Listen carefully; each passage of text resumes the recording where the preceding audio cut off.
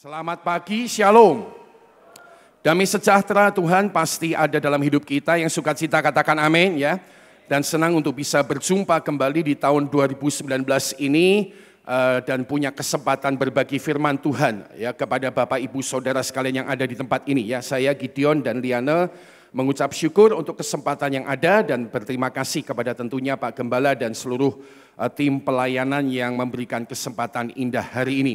Nah, mari kita belajar satu bagian firman Tuhan. Dari kemarin saya merasa Tuhan menaruh firman Tuhan ini di hidup saya, dan ketika saya datang ke tempat ini saya temukan banyak hal yang bersesuaian dengan firman Tuhan.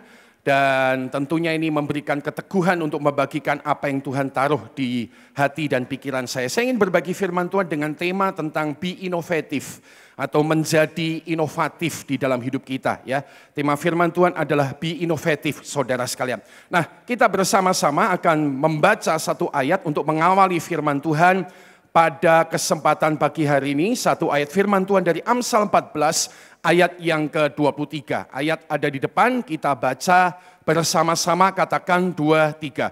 Dalam tiap jerih payah ada keuntungan, tetapi kata-kata belaka mendatangkan kekurangan saja. Baca lagi bersama, katakan 2, 3. Dalam tiap jerih payah ada keuntungan, tetapi kata-kata belaka mendatangkan kekurangan saja. Nah, saya ingin mulai sharing dari ayat ini. Beberapa tahun lalu saya temukan ayat ini, dan ketika membaca dan merenungkannya, Tuhan mengajar kepada saya sesuatu hal.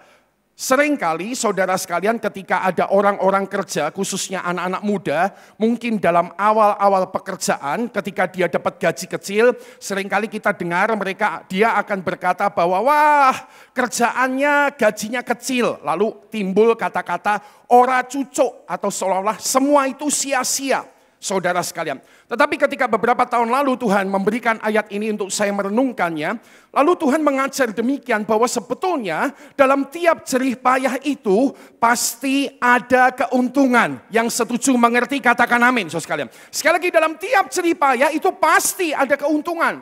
Tapi cuma omong saja, kata-kata belaka akan mendatangkan kekurangan saja.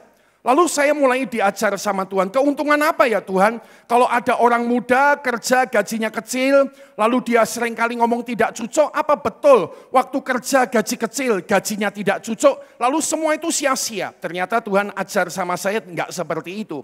Bahwa dalam tiap jerih payah itu memang ada keuntungan. Minimal kalau kamu kerja, anak-anak muda, gajimu masih kecil, saudara sekalian, ada keuntungan. Yang pertama saya belajar, ada keuntungan saudara sekalian, minimal kita punya pengalaman-pengalaman kerja. Beberapa tahun lalu, atau mungkin sampai sekarang, kalau Anda lihat lowongan kerja di koran-koran, biasanya akan ada omongan demikian. Dibutuhkan orang untuk mengisi lowongan ini dengan pengalaman kerja minimal berapa tahun, saudara sekalian yang biasa nerima orang kerja, halo? 2 tahun biasanya, minimal 2 tahun yang paling umum. Saudara sekalian, jadi orang kerja gajinya kecil itu enggak melulu sia-sia, ada pengalaman kerja. Saya punya adik sekarang, mungkin saudara kalau gajinya di Jawa Tengah cukup tinggi. Mungkin kalau dia mau lebih tinggi pindah Jakarta, tapi dia tidak mau, adik ipar saya. Pertama dia lulus dari kuliah di Satya Wacana, dia bilang, saya mau kerja 2 tahun di sebuah perusahaan, saya mau tekun di sana, walaupun gajinya kecil, kata dia. Dan itu dibuktikan, saudara sekalian. Dia kerja 2 tahun, dia punya pengalaman kerja 2 tahun, lalu dia mulai melamar ke perusahaan-perusahaan lain, dan perusahaan-perusahaan lain mempertimbangkan pengalaman kerjanya. Jadi kalau ada anak-anak muda di sini, saya sharing jangan gampang pindah-pindah kerja. Orang mau lihat Anda itu tekun enggak di masa kerja Anda selama minimal 2 tahun. Yang kedua, ketika orang kerja ada keuntungan. Keuntungannya apa? Kira-kira dia punya relasi-relasi, konco-konco kerja, ya, relasi-relasi bisnis yang baru, dan ini bisa sangat berguna untuk masa yang akan datang. Nah, saya tidak mau berpanjang di ayat ini, hanya saya mau mengingatkan, Alkitab bilang bahwa dalam tiap jerih payah selalu ada keuntungan. Yang mengerti sekarang katakan amin, saudara sekalian. Nah, salah satu jerih payah yang hari ini saya percaya firman Tuhan ingin ajar kepada Anda dan saya adalah jerih payah yang namanya inovasi. Nah, apakah jerih payah inovasi atau apakah artinya inovasi itu? Mari kita lihat definisi sederhananya. Inovasi adalah sebuah proses menciptakan atau memperbaiki sehingga yang diciptakan atau diperbaiki itu menjadi lebih berarti, menjadi lebih signifikan. Dengan gampang Anda melihat contoh, dulu lampu zaman kuno kita bolam lampu seperti yang 4 itu saudara sekalian. Tapi sekarang kita sudah berinovasi, teknologi sudah berinovasi. Sekarang kita punya saudara sekalian lampu LED seperti yang putih itu. Ya, mungkin wattnya kecil tetapi terangnya sangat luar biasa. Ini adalah hasil dari inovasi. Apakah inovasi itu? Inovasi adalah proses menciptakan atau memperbaiki sehingga menjadi lebih signifikan, menjadi lebih berarti, lebih bermakna atau pakai kata lebih diberkati dalam hidup Anda dan hidup saya. Nah, saudara sekalian, saya percaya di hidup kita, saudara sekalian, Tuhan sudah memberikan minimal 6 berkat di hidup kita. Sekali lagi, di hidup kita minimal Tuhan sudah memberikan 6 berkat. Ya, izinkan saya men-sharingkannya dengan Anda. Tuhan telah memberikan kepada kita berkat keluarga.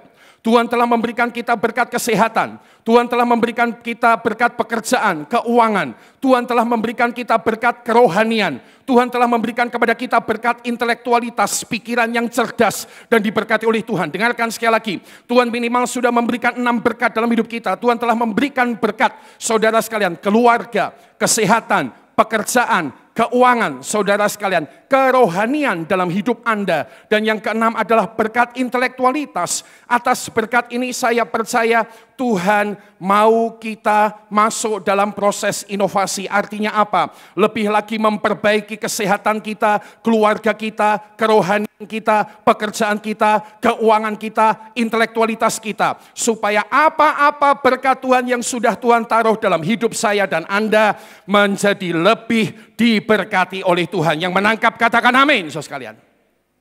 Saya masuk gereja ini senang. Inovasi sudah terjadi. Betul, saudara sekalian ya? Saya tanya Pak Daniel, wah banyak berubah ya Pak ya. Sekarang mimbarnya begini dan segala macam. So, saya kan kesini hampir tiap tahun ya. Saya sejak zaman Om, saya tahu seperti apa Anda berkembang ya. Saudara sekalian, dan ini sesuatu yang luar biasa. Bagaimana kalau kita beri tepuk tangan buat inovasi yang terjadi di gereja kita? Yang setuju katakan amin, saudara sekalian ya. Kasih tahu kanan kiri kita, gereja kita tuh keren loh. Sekarang coba kasih tahu kanan kiri, gereja kita tuh keren, saudara sekalian ya. Gereja kita tuh keren, yang bersyukur katakan amin, saudara sekalian.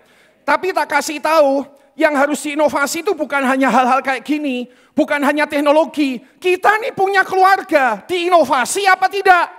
Jangan-jangan kamu sudah mau cerai, hei.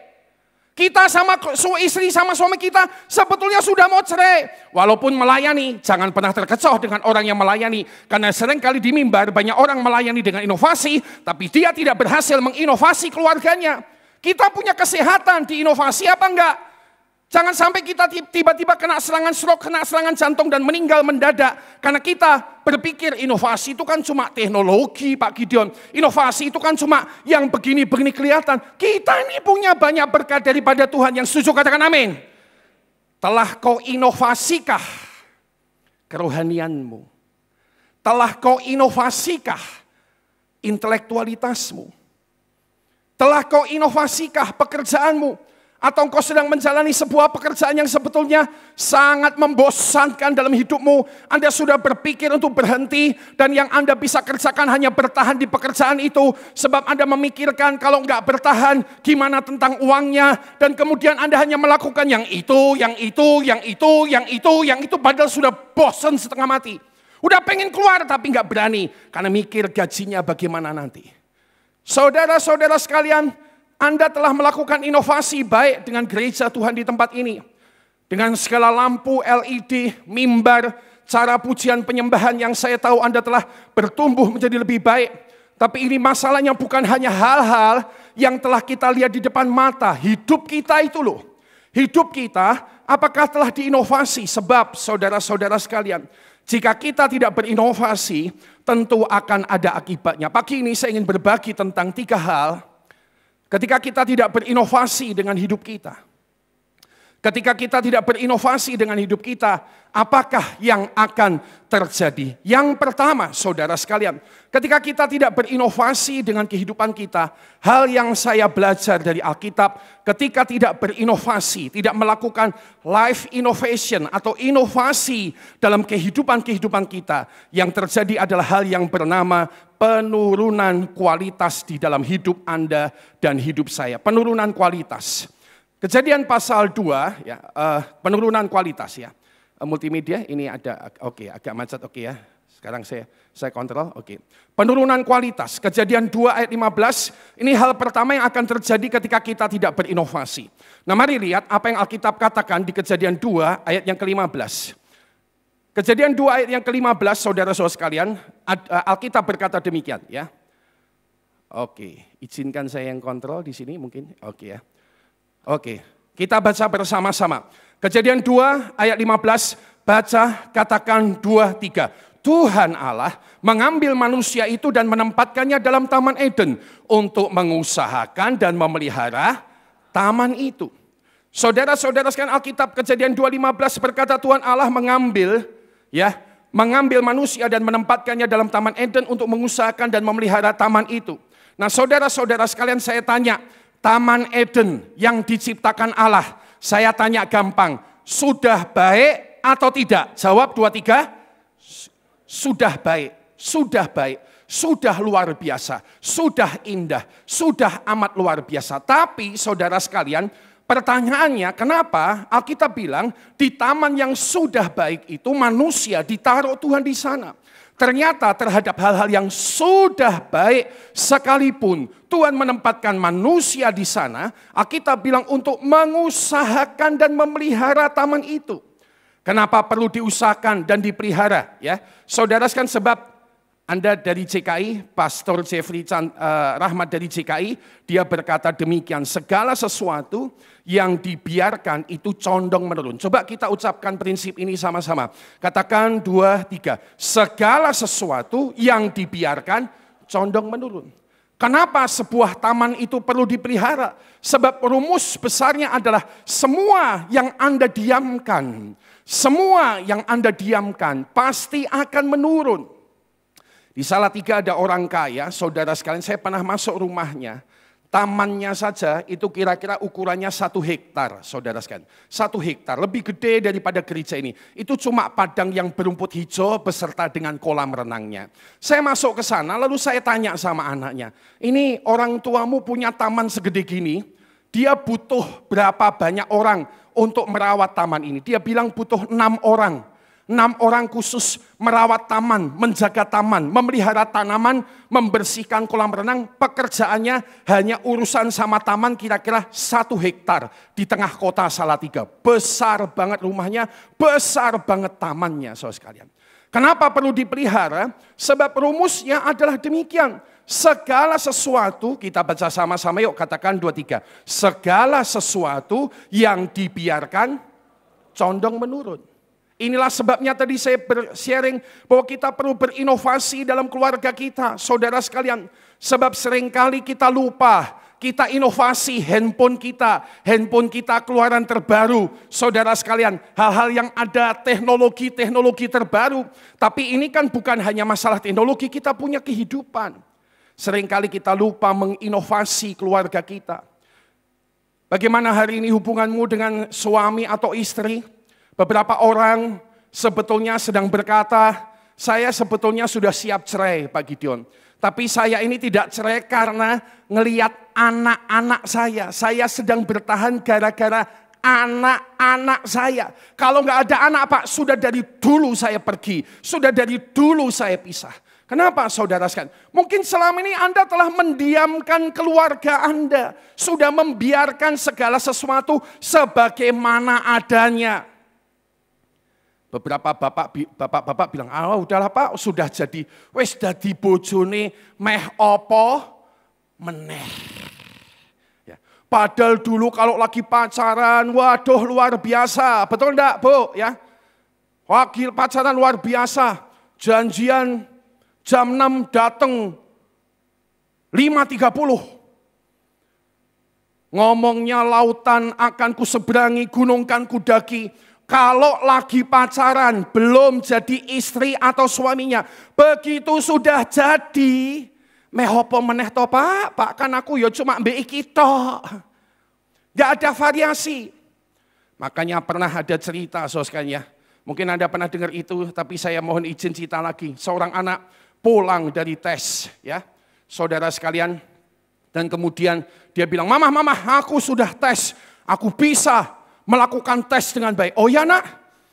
Iya mah, 10 soal ku jawab dengan baik. Lalu, tapi mah aku ada satu soal yang agak susah. Apa itu? Ada pertanyaan begini mah, orang laki yang menikah seumur hidup sama satu istri perempuan, itu namanya apa mah? Oh namanya ya monogami toh. Wah, salah itu betul, salah masalah. Loh kok iso salah Pi? Lah aku tanya sama papa, jawabannya lain mah. Gimana jawabannya? Orang laki yang menikah seumur hidup dengan satu istri, itu namanya monoton katanya sekalian. Kenapa ada omongan monoton dari seorang suami? Sebetulnya dia udah bosan karena dia nggak pernah inovasi keluarganya.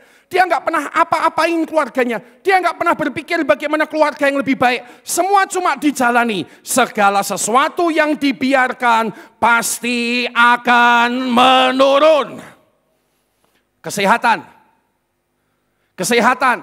Beberapa di antara kita terus membiarkan diri kita dengan apa yang telah kita lakukan. Saudara sekalian, dan tanpa sadar kita sedang menurun. Usia kita 40, 50, 60. Kita tidak bisa seperti orang-orang muda yang dulu kita bisa makan sembarang. Waktu kita masih muda kan luar biasa, betul enggak? Wah saya waktu lagi masih muda, kayaknya sekarang juga masih muda, puji Tuhan kayaknya. Cuma udah agak tambah umur juga ya. Waktu muda wah, kalau makan wah, orang-orang ngasih saya, ayo Gideon tambah, masih muda. Dia taruh makanan, wah saya pikir saya masih muda. Lama-lama saya tahu nih masih muda bisa mati muda ini kalau gini terus, betul enggak? Zaman sekarang isu kesehatan orang 30 tahun sudah bisa kena stroke. Saudara sekalian orang 30 tahun kolesterolnya tinggi, lehernya kenceng-kenceng. Jangan salah, segala sesuatu yang Anda biarkan begitu saja, Anda tidak inovasi akan condong menurun. Satu kali ada keluarga seorang imam, saudara sekalian, namanya Imam Eli, saudara sekalian keluarganya mengalami kehancuran. Keluarganya mengalami kehancuran ya. Keluarganya mengalami kehancuran dalam Alkitab di dalam 1 Samuel 3 ayat 12 sampai 14. Inilah kata-kata Tuhan kepada Imam Eli ya. Multimedia ayat-ayat sudah saya siapkan. Anda mungkin tidak perlu gerak di sana sehingga tidak membuat ini terhenti ya. Mohon maaf ya kalau saya salah ya. Jadi biar saya udah siapin di sini jadi langsung bisa lihat di sini saja.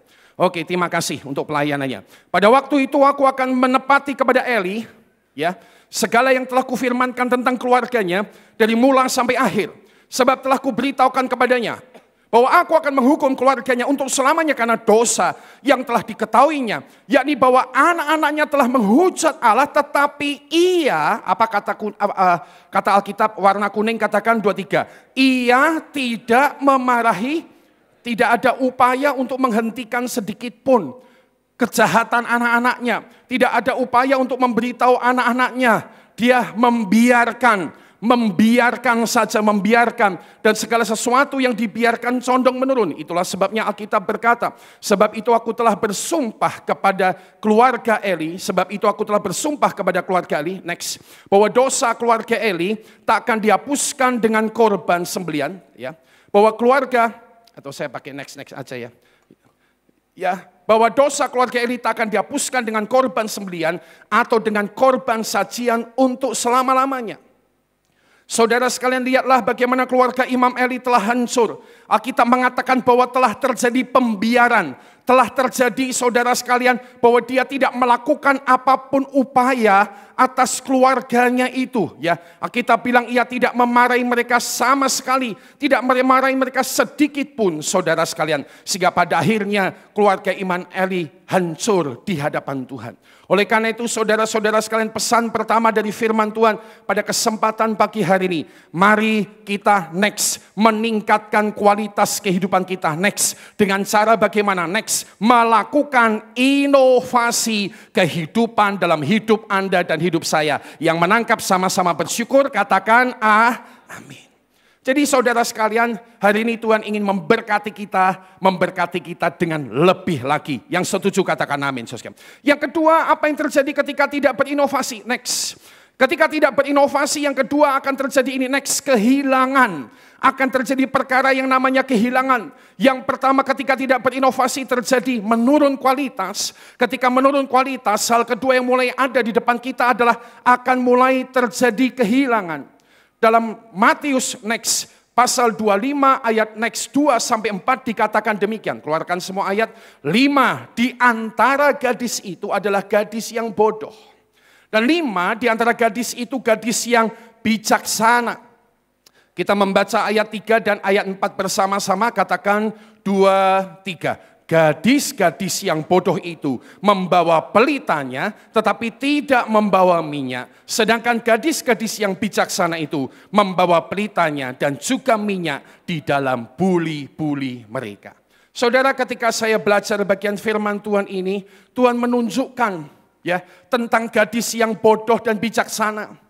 Gadis yang bodoh, Alkitab berkata membawa pelita tapi tidak ada inovasi. Tidak ada sesuatu yang dikerjakan lebih baik dalam hidupnya. Dia cuma bawa minyak tapi tidak memikir jauh ke depan. Dia bawa pelita maksud saya tapi tidak membawa minyak. Sedang gadis yang bijaksana itu, saudara, penuh inovasi, penuh antisipasi. Dia mempersiapkan untuk sesuatu yang terjadi di depannya. Itulah sebabnya Alkitab berkata, mereka membawa pelitanya, tetapi mereka juga bawa minyak-minyak di dalam buli-buli mereka. Saudara-saudara sekalian, hal kedua yang dapat terjadi ketika seseorang tidak berinovasi, maka hal kedua yang terjadi adalah mereka akan mengalami kehilangan. Mereka akan mulai mengalami kehilangan di dalam kehidupan mereka. Nah, kehilangan apa sajakah? Mari pagi ini kita sedikit belajar lebih jauh. Saya belajar ada 4 perkara yang bisa hilang ketika kita tidak berinovasi. Ketika kita tidak berinovasi, ada 4 perkara yang dapat hilang di dalam hidup kita. Yang pertama, hilang yang namanya kesempatan. Dalam Matius 25, ayat yang ke-10, saudara sekalian, Alkitab kita berkata demikian. Akan tetapi waktu mereka sedang pergi untuk membelinya, datanglah mempelai itu dan mereka yang telah siap sedia masuk bersama-sama dengan dia ke ruang perjamuan kawin. Katakan kalimat berikutnya, 2, 3. Lalu pintu ditutup.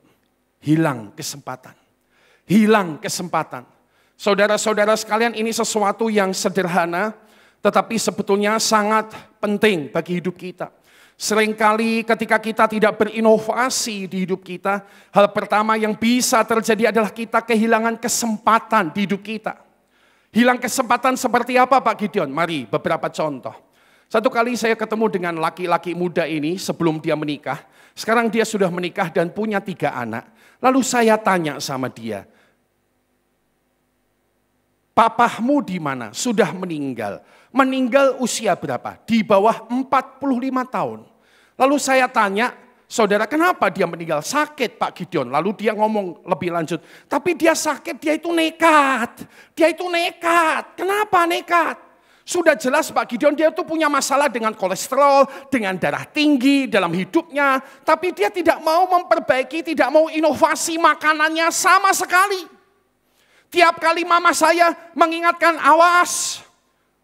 Dia bilang, ojo dipenggak, ojo dilarang toh aku. Aku nih tidak ada hiburan lain, aku cuma seneng makan. Senengku makan, jangan dilarang-larang. Aku kerja keras buat bisa makan. Nah, kamu kok ngelarang, diam kamu. Dia marahi istrinya. Istrinya dari banyak bicara tentang kesehatan kemudian mulai mundur. Tidak ngomong apa-apa. Saudara-saudara sekalian. Jadi pada satu waktu laki-laki ini kena pukulan stroke. Dan kemudian langsung pulang. Untung meninggal dunia langsung. Kalau enggak saudara sekalian. Ada di jemaat kami kena stroke itu sampai 15-18 tahun dan hanya bisa saudara sekalian mohon maaf ada di terkapar di kasur atau kalau jalan harus sangat dibantu. Saudara-saudara sekalian, bukan berarti kita menghakimi, tetapi dari cerita anak muda itu saya belajar, seandainya saja itu Bapak sedikit perhatian, seandainya saja itu Bapak inovasi kesehatan, dia akan punya kesempatan. Kesempatan apa? Melihat anak-anaknya menikah, melihat cucu-cucunya dilahirkan. Saya tanya, berapa banyak di antara Anda punya anak dan Anda rindu mengantarkan anak Anda dalam pernikahan? Yang rindu katakan amin. Seharusnya Anda mulai memikirkan ini. Tidak bisa hidup dengan sembarangan. Tapi kita harus mulai mengatur hidup kita, inovasi kesehatan kita. Sehingga kita punya kesempatan. Kehilangan kesempatan yang lain, kehilangan kesempatan apakah? Saudara, seringkali kita tidak berinovasi dalam hidup kita dan kehilangan kesempatan bertemu dengan Tuhan di hidup kita. Halo. Berapa banyak yang sebetulnya selama ini sudah bosan pergi ke gereja? Sebetulnya udah gak pingin ke gereja dan seringkali itu karena Anda tidak berinovasi. Mohon maaf, datang ke gereja saja telat-telat. Pujian sudah 10 menit, 15 menit. Dari tahun ke tahun Anda datangnya lambat terus. Sehingga Anda kehilangan kesempatan berjumpa dengan Tuhan. Aku pendeta Jobo ngomongnya wani wae ya toh. Bariki langsung Bali, betul enggak ya? Ini tinggal dioyak-oyak sama Anda, betul enggak? Tapi saya itu ngomong Roh Kudus naruh di hati saya. Jadi kalau Anda itu biasa datang terlambat ke gereja dan mohon maaf Anda berpikir, walah kebaktian Rono apa-apa nih. Jangan-jangan yang perlu berinovasi itu kamu Pak, Bu. Tadi pagi sebelum ke gereja sudah punya waktu teduh sembahyang apa tidak? Apa hanya cuma mengandalkan yang penting datang ke gereja, kalau musiknya asik kita merasa move dan senang, kalau khotbahnya bagus kita merasa move dan senang. Padahal seharusnya kita bisa inovasi, persiapan lebih dulu di rumah kita. Mungkin 30 menit, 1 jam Anda siapkan hati. Tuhan pagi ini aku pengen ketemu Engkau. Seringkali kita tidak punya kesempatan berjumpa dengan Tuhan dengan cara yang segar. Karena kita tidak berinovasi di kerohanian kita. Jangan pernah sekedar nyalahkan gereja. Coba cek diri kita. Datang lambat-lambat. Sikap hatinya tidak diinovasi, tidak ada semangat. Saudara, saya ngomong demikian karena tahun ini Tuhan menginovasi saya. Begitu masuk 2019, Tuhan mulai nunjukkan apa yang harus saya inovasi. Yang saya heran, saya diinovasi dalam bidang doa sama Tuhan. Saya pikir saya selama ini sudah berdoa cukup banyak. Gaya doa saya demikian, bangun jam 5 pagi sudah pasti. Doa, pujian, penyembahan, baca firman. Setelah itu, saudara sekalian, saya hidup sepanjang hari mempraktekkan namanya doa nafas. Saya percaya 1 Tesalonika 5:17, tetaplah berdoa. Jadi saya sembahyang dimanapun. Saya nyetir mobil sembahyang. Saya sedang di kantor sembahyang. Saya nanti konseling saya sembahyang. Sepanjang hari sampai malam sebelum tidur, lalu saya siap sembahyang lagi dan kemudian istirahat. Tapi tahun ini Tuhan bilang, coba inovasi sedikit Gideon. Gimana Tuhan? Sekarang kamu sembahyang jam 5 pagi ya, sama yang sore jam 4, jam 3, jam 4, jam 5. Gitu ya Tuhan, iya. Lalu saya mulai belajar, saudara melatih diri inovasi. Jam 5 sudah biasa doa, tapi jam 3, jam 4, jam 5, saudara antara waktu itu saya mulai ambil waktu untuk duduk. Saya ngerasakan sesuatu yang beda. Sekarang saya ketemu Tuhan lagi, tidak kehilangan kesempatan. Sekarang saya ketemu Tuhan. Mungkin orang sudah tahu rumusnya, tapi sampai dia menginovasi dirinya, dia bisa mengalami kesempatan yang lebih indah berjumpa dengan Tuhan. Saudara sekalian mohon maaf. Kalau mungkin saya sempat omongan saya menyakiti hatimu. Tapi dengar, seringkali kita nggak dapat berkat Tuhan karena kita tidak berinovasi. Kita kehilangan kesempatan karena kita tidak berinovasi. Yang lain jelas, inovasi mungkin teknologi. Ya, sekarang saya lihat di grup-grup Facebook beberapa orang suka nanya. Ya, kemarin ada yang demikian. Ya, di grup Facebook kota Salatiga saya. Ya, mereka bilang, Lur, dulur, kan gitu. Tanya, di mana tempat cuci sepatu di Salatiga? Sekarang kan sepatu-sepatu dicuci, ya. Sudah ada pelayanan kayak gitu kan. Sepatu-sepatu tuh bisa dicuci. Coba nanti kalau Anda pulang, mohon maaf, dicium-cium sepatunya, saudara. Kalau kira-kira anjing Anda sampai bisa pingsan gara-gara itu berarti sepatu Anda perlu dicuci sosialnya. Ya, dia tanya begini, Lord, siapa yang bisa nyuci sepatu di Salatiga? Dan saya lihat orang-orang yang cepat, ya, inovasi, bisnisnya masuk ke Facebook, bisnisnya masuk ke online dengan cepat dia bilang, seret, hubungi ini, langsung, oke. Cepat sekali transaksi terjadi. Sementara orang-orang yang tidak pakai teknologi tradisional gagap-gagap, ya, mereka ketinggalan cepat. Sekarang orang sedang berinovasi, karena ketika tidak berinovasi, kita akan kehilangan pertama yang namanya kesempatan. Yang kedua, next, apa yang bisa hilang dari hidup kita? Next, belajar dari firman Tuhan, kita bisa kehilangan waktu. Bicara tentang efektif atau efisien, jelas. Gadis-gadis bodoh, sementara dia pergi, saudara sekalian cari minyak, dia kehilangan waktu, dia buang-buang waktu. Gadis bijaksana tetap di tempatnya, bawa pelitanya, bawa minyaknya. Tidak ada waktu yang terbuang percuma, lebih cepat, lebih efektif, lebih efisien. Dan itulah hal kedua yang seringkali terjadi ketika kita tidak berinovasi. Kita kehilangan waktu dan efektivitas dan efisiensi dalam hidup kita. Sekarang saudara sekalian, beberapa teman saya orang Salatiga mainnya agak sombong. Dulu Salatiga kan memang mallnya cuma satu. Kalau main Semarang atau Solo. 1 jam ke Semarang, 1 jam ke Solo. Mallnya ada 45 biji, itu mainannya orang Salatiga. Tapi sekarang teman-teman saya orang Salatiga mainannya agak sombong. Sejak tolnya Pak Jokowi jadi, saudara sekalian, mainannya sekarang ke Surabaya. Karena lewat tolnya Pak Jokowi, dulu orang Salatiga pergi, itu bisa 8-9 jam plus macetnya, pergi ke Surabaya. Sekarang saudara sekalian, kalau Anda genjot 100 km per jam, 3 jam sudah sampai ujung tol Waru, Surabaya.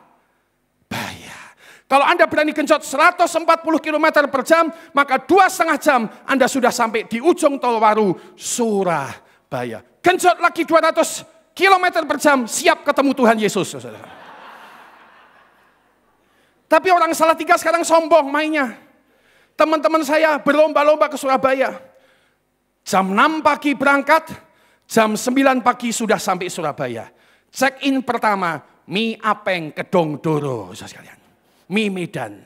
Jam 10 pindah ke pasar, apa itu? Atom.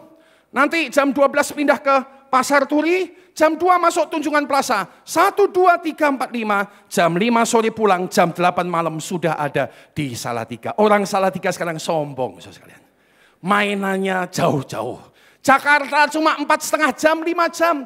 Bandung 4,5 jam. Jadi mereka seperti orang yang luar biasa menikmati semua tol yang ada. Waktu lebih cepat, lebih efektif, lebih efisien. Yang ngerti sampai sini katakan amin.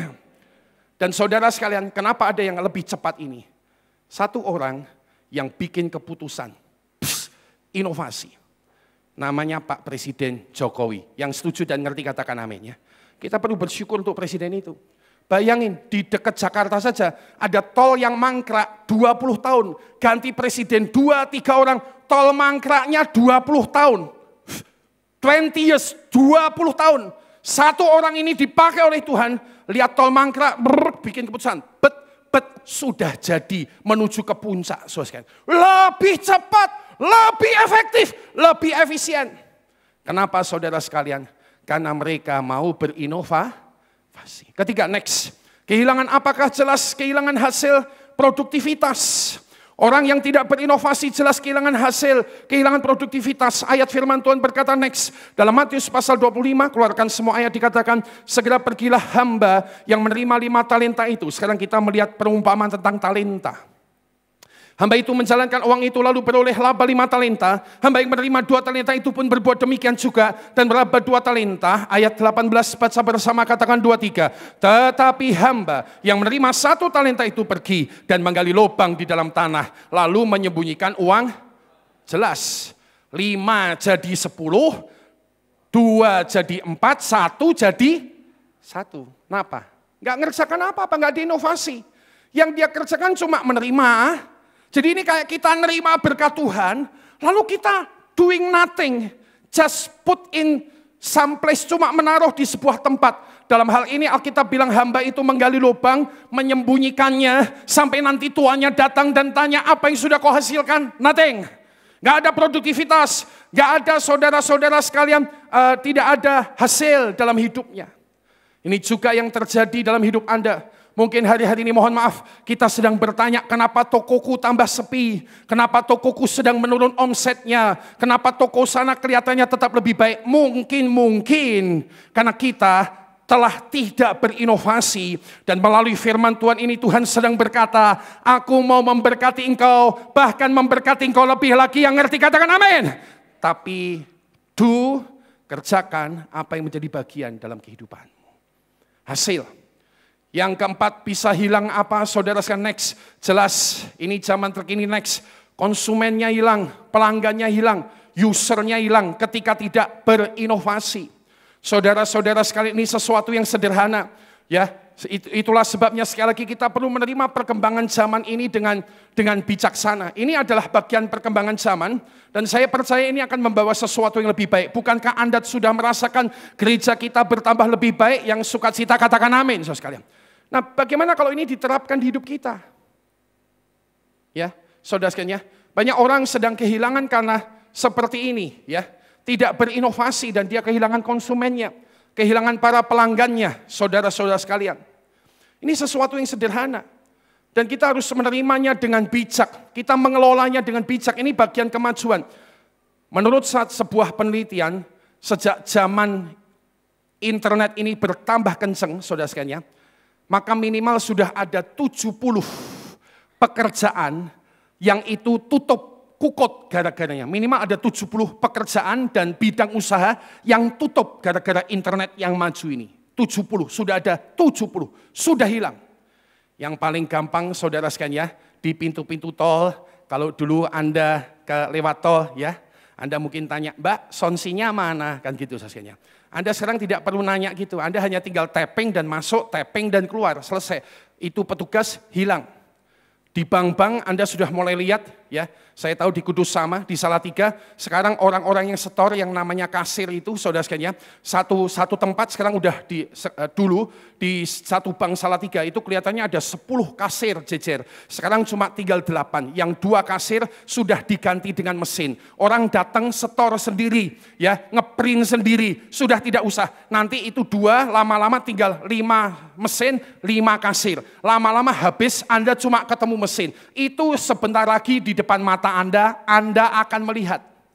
Beberapa pekerjaan sudah mulai hilang, beberapa saudara cara pelayanan sudah mulai bergeser, sebab ini memang terjadi dan orang yang tidak berinovasi akan kehilangan pelanggannya, konsumennya, usernya. Saudara, ada satu jemaat kami di Salatiga, dia jualan cuma tahu sama rolade. Kalau Anda ke Salatiga cari rolade. Rolade itu saudara sekalian daun singkong ya, diuel-uel lalu dikasih tahu, digoreng. Itu katanya cuma ada di Salatiga. Di Kudus katanya nggak ada katanya ya.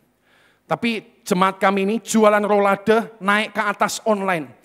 Saudara sekalian, jualan snack, mungkin kita bilang ora sepolo, tidak seberapa, tapi jualannya kenceng sekali. Kenapa dia pakai semua teknologi ini? Facebooknya saudara, ya WA-nya semua isinya jualan, dan dia jualan cuma snack yang cuma orang kalau beli di Salatiga 500 rupiah, tapi ini 500 rupiah kali sekian, luar biasa.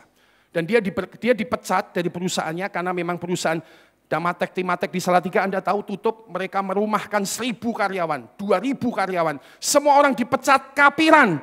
Ini dipecat malah puji Tuhan, haleluya. Karena dia bisa kerja dan diberkati oleh Tuhan. Saudara-saudara sekalian, saya rasa Tuhan sedang coba terus mau bicara kepada Anda. Siapkan diri Anda, jalan dalam inovasi supaya Anda tidak kehilangan apapun. Perkara yang ketiga, yang paling akhir. Ketika tidak berinovasi terjadi apakah? Next. Terjadi yang namanya next, kerusakan. Setelah saudara sekalian yang pertama turun kualitasnya. Yang kedua kemudian kehilangan. Yang ketiga kemudian mulai mengalami kerusakan. Dalam 2 Raja-Raja pasal 12 ayat 6-8 ayat Alkitab berkata, tetapi dalam tahun ke-23 zaman Raja Yoas, para imam belum juga memperbaiki kerusakan rumah Tuhan itu. Dan inilah kemudian yang terjadi. Next. Sebab itu Raja Yoas memanggil Imam Yoyada dan imam-imam lain, serta berkata kepada mereka, mengapa kamu tidak perbaiki kerusakan rumah Tuhan itu? Maka sekarang tidak boleh lagi kamu menerima uang dari kenalan-kenalanmu, tetapi serahkanlah itu untuk memperbaiki kerusakan rumah itu. Lalu setujulah para imam itu untuk tidak menerima uang dari rakyat, tetapi mereka pun tidak usah lagi memperbaiki kerusakan rumah Tuhan itu. Nah, saya jelaskan sebentar demikian. Jadi rupanya saudara sekalian, sejak awal pemerintahan Raja Yoas, maka ada janjian, imam-imam boleh terima uang. Tapi janjiannya memperbaiki rumah Tuhan. Ternyata tadi kita baca, sampai tahun ke-23 Raja Yoas memerintah, imam-imam cuma terima uang tapi tidak memperbaiki kerusakan apapun dari rumah Tuhan yang ada. Maka kemudian tepat pada tahun ke-23 Raja Yoas membuat perubahan. Sekarang kamu hanya boleh melayani. Yang terima uang dari kerajaan dan kemudian yang dari kerajaan akan mengelola perbaikan atau kerusakan dari rumah Tuhan yang ada. Saudara perhatikan, ini satu rumus. Kalau kita ini tidak inovasi, maka akan terjadi kerusakan. Dan kalau sudah ada kerusakan, lihat, ini sama seperti Raja Yoas. Imam yang tidak berinovasi dipotong semua bagian pelayanannya. Hanya boleh melayani rumah Tuhan, tidak boleh terima uang untuk pelayanan. Saudara, demikian juga di hidup kita. Next, satu pembicara pria sejati, next, namanya Pak Edwin Louis Cole, dia berkata, next, jika tidak ada reformasi, jika tidak ada inovasi dalam hidupmu, maka sebentar lagi akan ada yang namanya revolusi atau pemberontakan. Saudara-saudara sekalian, telah terjadi kerusakan, pemberontakan, telah terjadi kerusakan. Dan akibatnya saudara sekalian ada banyak keluarga yang mengalami beberapa hal. Next, seringkali saudara sekalian, next, beberapa hal menjadi rusak. Yang pertama, next, pecahnya keluarga. Ada keluarga-keluarga yang tiba-tiba pecah. Tiba-tiba pecah. Tapi satu prinsip terakhir sekali lagi sebelum saya mengakhiri firman Tuhan. Dengarkan baik-baik, kita belajar dan belajar lagi. Prinsip berkata demikian, tiba-tiba tidak terjadi dengan tiba-tiba. Artinya apa? Enggak ada hal tiba-tiba. Enggak ada tiba-tiba suami itu cerai, suami istri cerai maksud saya. Tidak ada tiba-tiba istri meninggalkan rumah sama anak-anak. Tidak tiba-tiba. Semua telah terjadi bertahun-tahun, tidak ada inovasi, tidak ada usaha memperbaiki keluarga. Saudara sekalian, telah terjadi penurunan kualitas, mulai terjadi kehilangan, dan ujung akhirnya mulai terjadi kerusakan, keluarga pecah. Tiba-tiba keluarga pecah, tidak ada tiba-tiba, tapi semua telah terjadi karena tidak ada inovasi. Saya kenal dengan seseorang yang kalau kaya itu kaya lah, kaya itu sudah gak ada masalah. Dan dia punya level di Jawa Tengah, teman dekatnya pemimpin kita di Jawa Tengah, Pak Gubernur. Tapi setahun ini istri keluarganya, istri dan anaknya meninggalkan dia. Dia bukan jemaat, tapi dia minta bantuan saya untuk melayani. Saya coba pertemukan, tapi yang terjadi adalah sebuah kerusakan yang sudah amat sangat buruk di keluarga. Anak-anaknya benci sama bapak-bapaknya. Dan bapak-bapaknya bilang bagaimana ini bisa terjadi? Anak saya, dia nuduh, dipengaruhi jahat, dipengaruhi jelek. Tapi sebetulnya yang terjadi adalah tidak ada inovasi sehingga terjadi penurunan kualitas, kehilangan, dan akhirnya rusak. Beberapa hal yang terjadi kerusakan yang lain, next, rusaknya kesehatan. Tidak ada tiba-tiba orang stroke, tidak ada tiba-tiba orang serangan jantung. Semua sudah ada petunjuknya. Teman saya berapa bulan lalu usia 52 tahun. Istrinya jam 17.45 mau ke gereja, suaminya pucat. Lalu dia bilang gini, apa kamu mau saya masakkan air mandi? Enggak usah. Lalu istrinya pergi mandi sebentar, dan kemudian ketika keluar, suaminya sudah tergeletak. Saya jam 6 kurang ditelepon ya. Saya jam 6 kurang itu ditelepon. Pak ya, tapi saudara ya, yang ditelepon itu kakak ya. Kejadian mungkin sekitar 17.15, istrinya siap-siap, jadi ada sekitar 30-an menit, kan. Kemudian saya ditelepon, Pak, tolong cepat ke sini, ke rumah sakit. Tapi begitu Saya terima telepon pun dia bilang, aduh tapi terlambat Pak, terlambat. Sudah meninggal dunia, cepat sekali. Minggu lalu di Salatiga ada orang main badminton. Nah Anda harus ngerti nih, yang mau kesehatan badminton itu ya buat orang 40, 50, 60 perlu dipertimbangkan lagi. Jangan cuma sekedar seneng mainnya. Sekarang kita harus ngerti isu kesehatan, ada namanya detak jantung, heart rate. Begitu Anda mencapai detak jantung tertentu dan jantung Anda tidak kuat, maka Anda bisa meninggal di tempat. Seminggu lalu ada teman saya mengalami itu. Olahraga Pak, sehat, ya. Tapi Anda harus belajar, harus ngerti ada detak jantung, heart rate yang dipertimbangkan. Jadi ini bukan sekedar cuma naik sepeda, Pak, Bu. Bukan cuma sekedar mengayunkan raket, Pak, Bu. Bukan cuma sekedar bermain di kolam renang, Pak, Bu. Anda perlu belajar, inovasilah pengetahuanmu, sehingga tidak ada kerusakan yang tiba-tiba terjadi. Yang ketiga next rusaknya keuangan, dan yang keempat next rusaknya hal-hal baik yang lain yang dapat terjadi. Tetapi semua rumusnya adalah tiba-tiba tidak pernah terjadi dengan tiba-tiba. Saudara-saudara sekalian, karena itu sekali lagi saya mengakhiri firman Tuhan ini, saya mau berkata dengan sukacita, Tuhan itu rindu memberkati hidup saya dan Anda. Yang setuju katakan amin. Tetapi Dia mau supaya semua berkat dalam hidup kita lebih lagi diberkati oleh Tuhan. Yang ngerti katakan amin. Sehingga kita perlu melakukan next bagian kita. Next, para pemusik hadir, next. Kita perlu bertumbuh menjadi lebih inovatif, next. Sehingga itu akan melepaskan kita daripada banyak kerugian akibat tidak berinovasi. Saya percaya gereja ini telah berinovasi dan Anda pasti akan diberkati oleh Tuhan. Karena itu lakukan yang menjadi bagian firman Tuhan ini dalam hidup kita. Amin untuk firman Tuhan. Mari datang kepada Tuhan. Kita